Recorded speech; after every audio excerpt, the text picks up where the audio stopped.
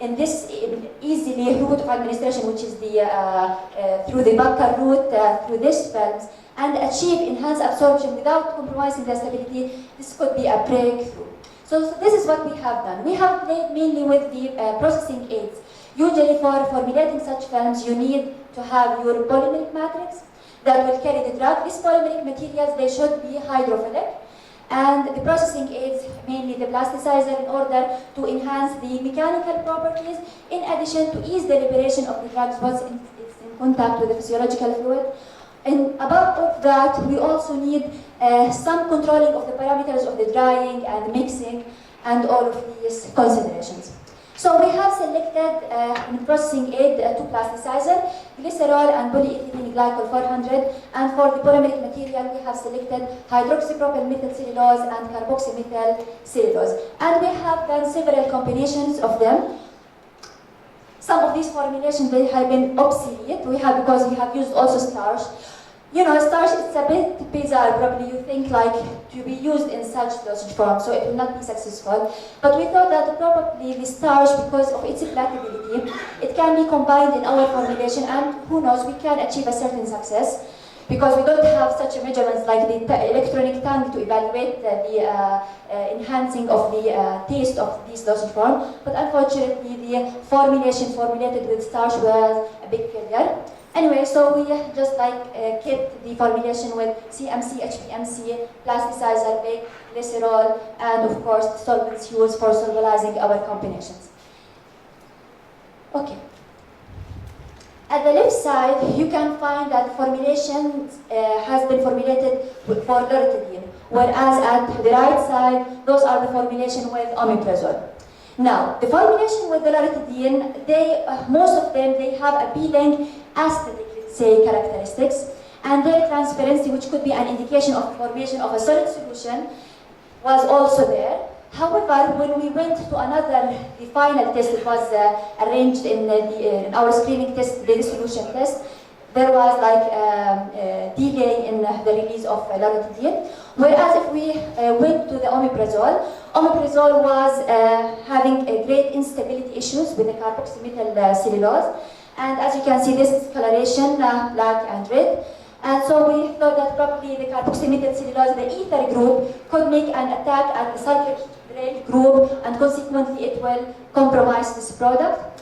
Whereas if we go to the formula 9, we have used HPMC and glycerol, still we can have these films, this coloration white color, but it was very brittle, the percentage elongation, it fails in that aspect, and in the release it didn't give also promising results.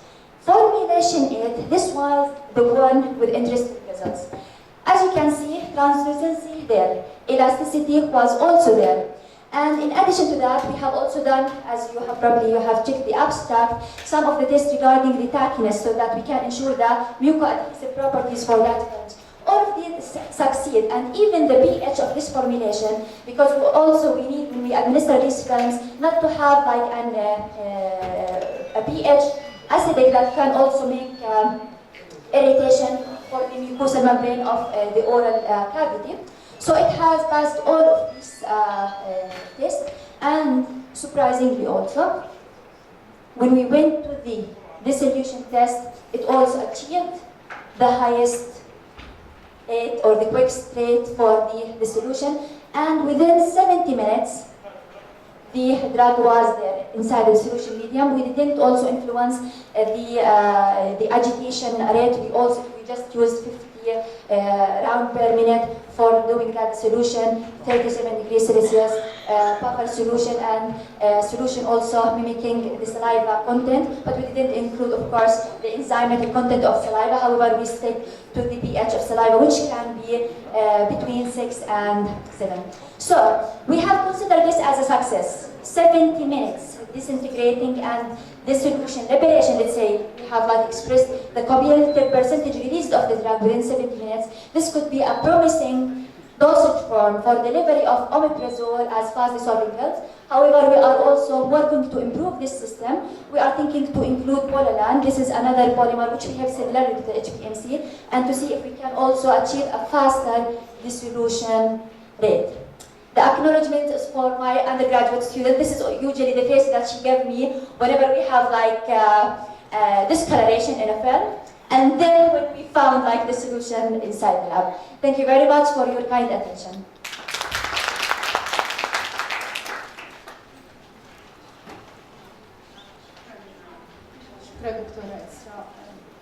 Thank you. Any questions? تفضل دكتور.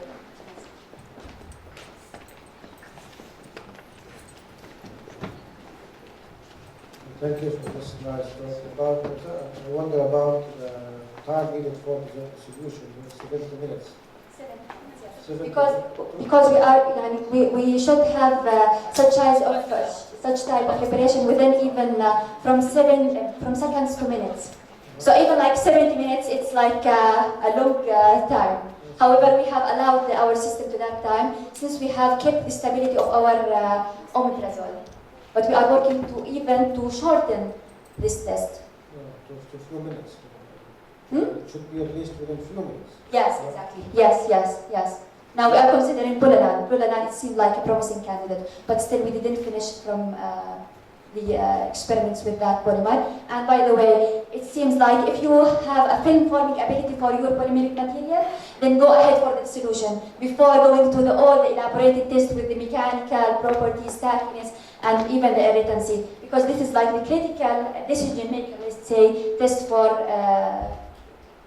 continuing with the study. And also, did you do any in vivo testing? Not yet, because still we are in the in vitro stage. Hopefully, if we had like a promising results in vitro, we can cover that in vivo. Yes. And maybe you should think about starting about in vivo absorption. Yes. Because not all drugs can be absorbed from yes, we have plant cells, and we can. Will we do that? Yes. Yes. Maybe in parallel, not to waste too much time in vitro and then discover that in vivo absorption is very minimal. Yes, this is a good advice. Thank you very much, Doctor. Thank you.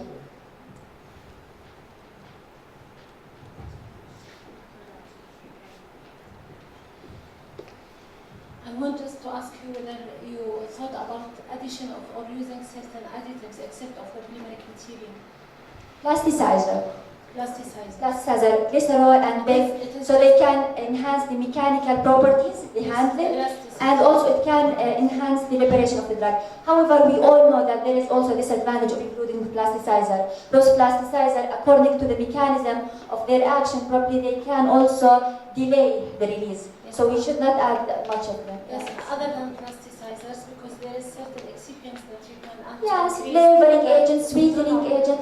We have thought that to include starch, as a polymeric hydrophilic, and it can enhance good taste. So specifically, you thought about addition of certain surfactant materials, which is known that it can enhance the release and it can enhance the penetration. Well, if we add a certain surfactant, then we increase the element of irritancy. Surfactants will enhance the release, but it will cause soreness of the mucosal membrane. So that will also will not support our aim to design like safe and simple dosage form. Yes, but not all surfactant in the proper concentration. So exactly, yes. More than 95% of the material, the reported material about the buccal films or mucoadhesive films, it contains surfactant to enhance the release. If you want to enhance the release, otherwise you limit the release for it. So not always we want to enhance the release. Okay, this is like a nice idea, but however, if we manipulate thermodynamic activity, if we formulate solid solution, thermodynamic activity will act by itself to enhance the release without the need of such surfactants or any other one. But it also can be considered. Thank you very much for your suggestion. It's just a suggestion, actually. If you add like sodium bicarbonate, it might protect your omeprazole. Sodium bicarbonate? Yeah. Okay.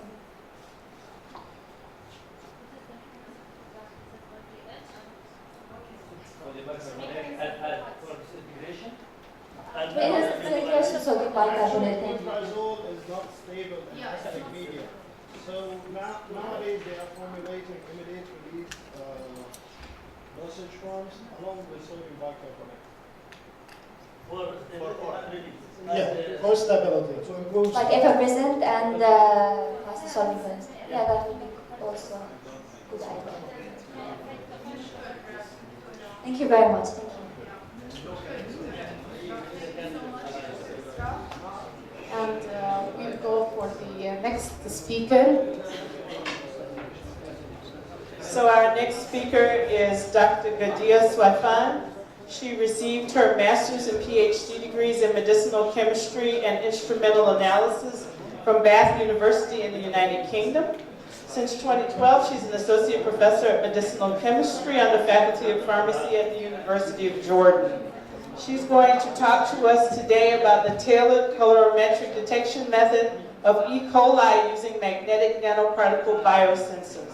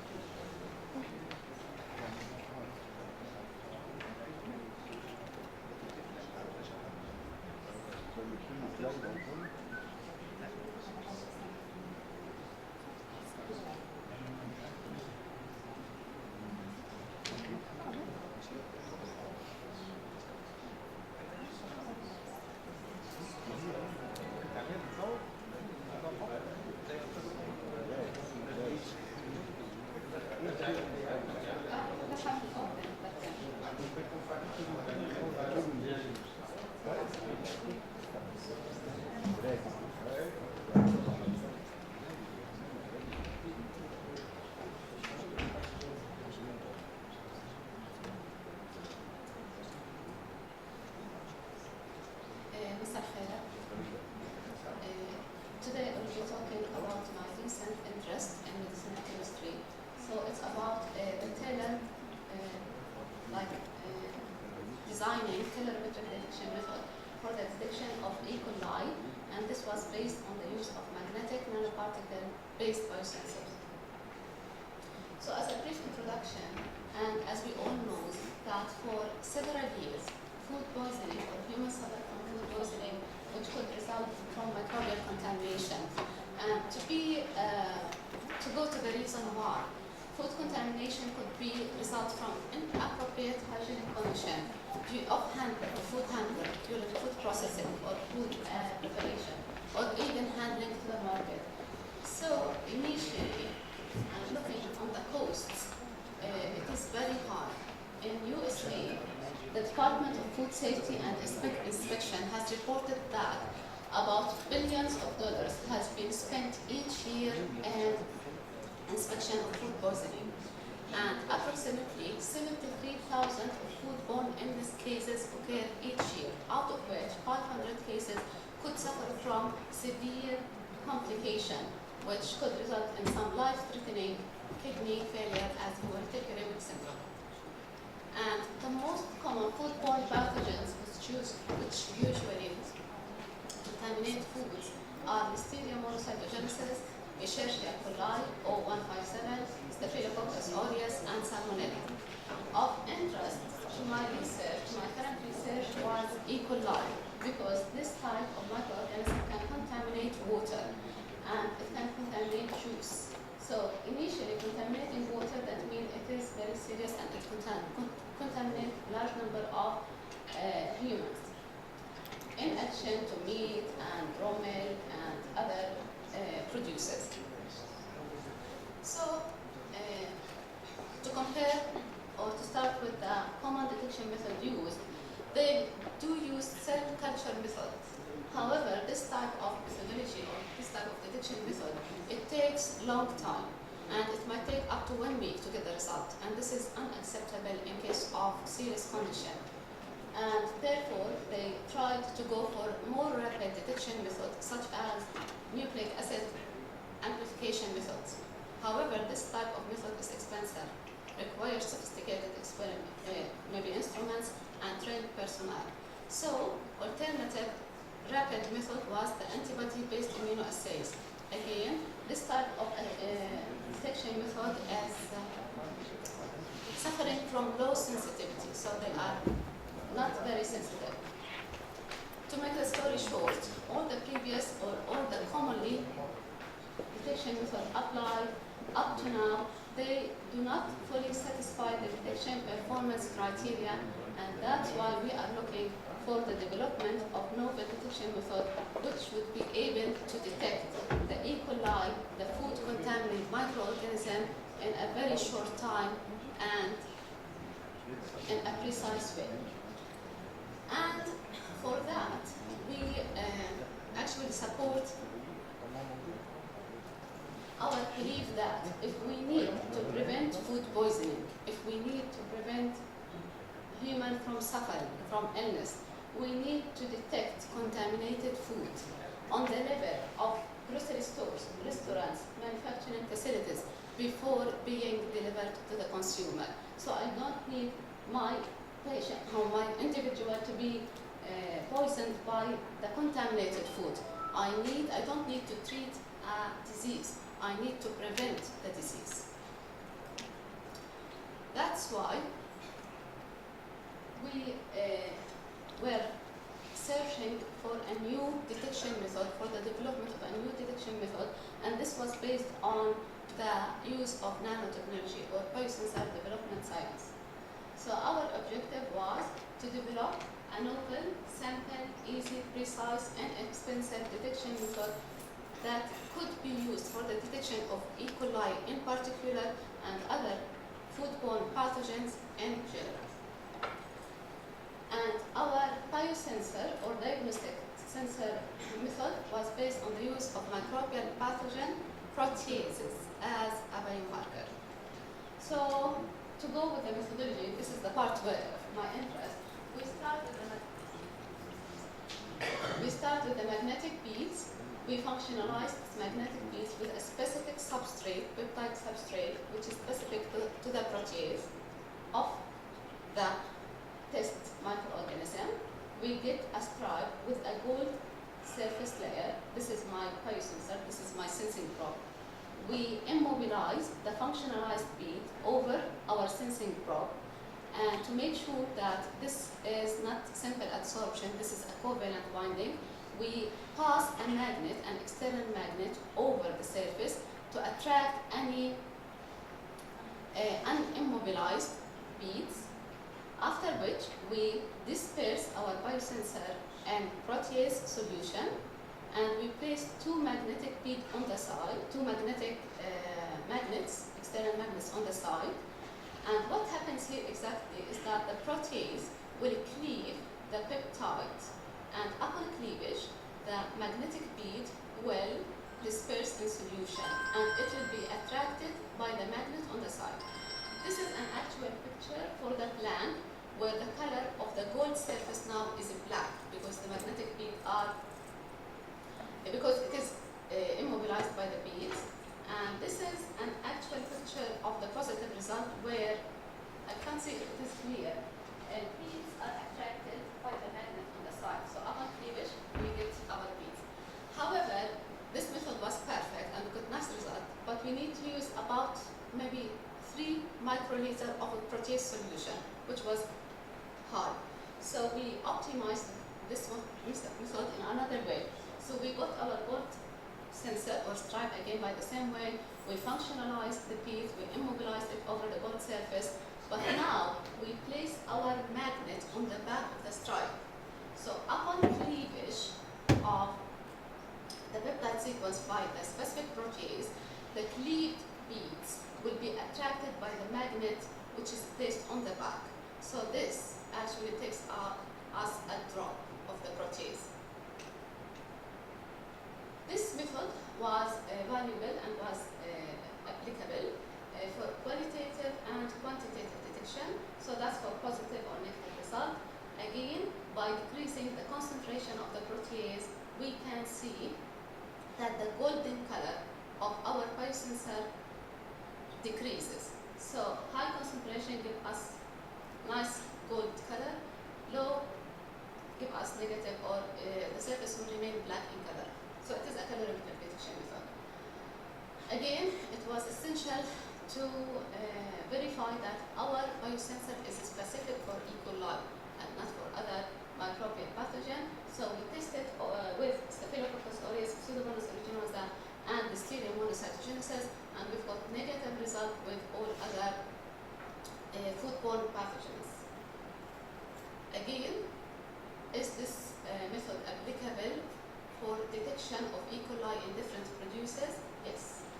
We spiked E. coli and lettuce, and that's the picture where before we apply the protease, and that's after, and again we get a nice correlation between the concentration of the protease and the color, or the golden color. We spiked turkey sausage, and again with a nice correlation and with high sensitivity actually. This is a 3 CFU, that means we are very low in our detection.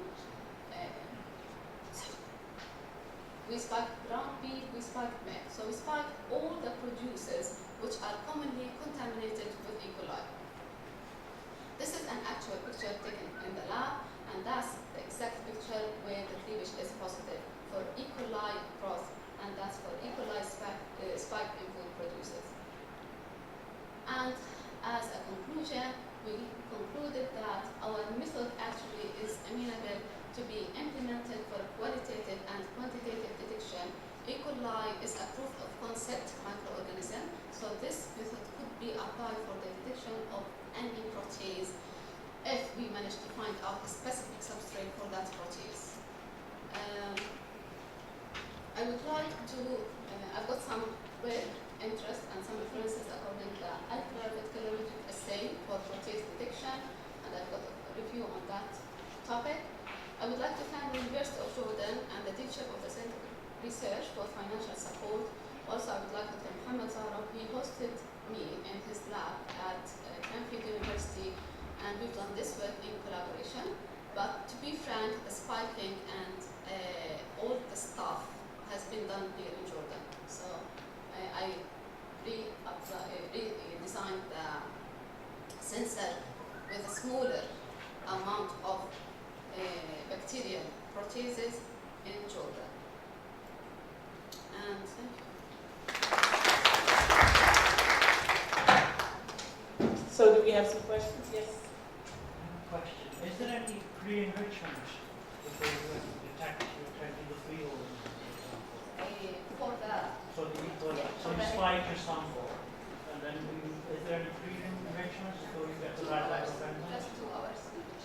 So I did not leave it incubator, just on the bench for 2 hours. So I spiked the E. coli, leave it for 2 hours, and then centrifuge and test it. It's amazing sensitivity. It's very high sensitivity 2 and hours. specificity.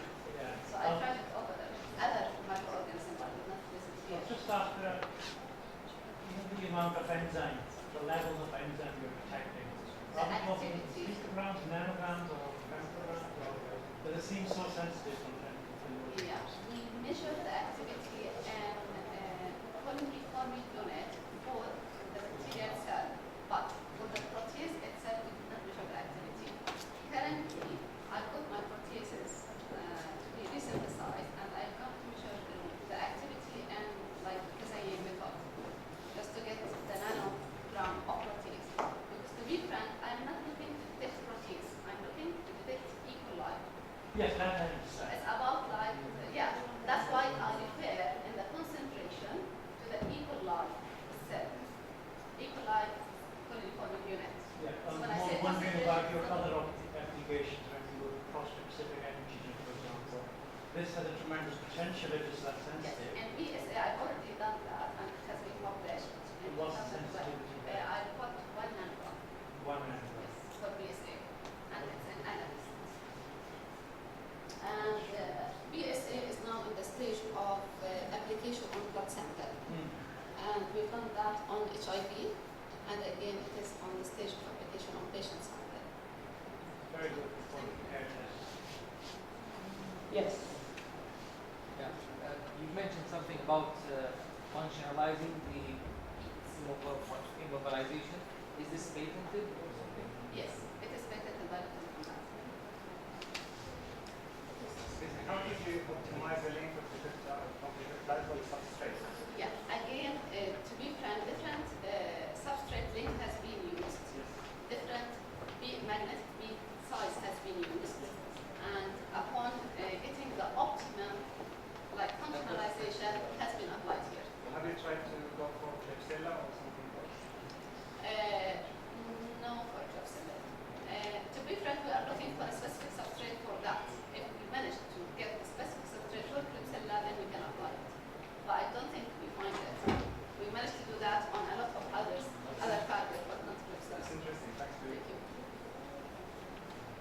Yes. I don't know, I have a suggestion. Instead of using calorimetry, you might manipulate your method a little bit to measure the electrical current, because you have desorption of magnetic fields. If you convert this damage from magnetism to electrical current, you might have very high sensitivity. We've done it on impedance. This also has been done in 2012 and published for PSA.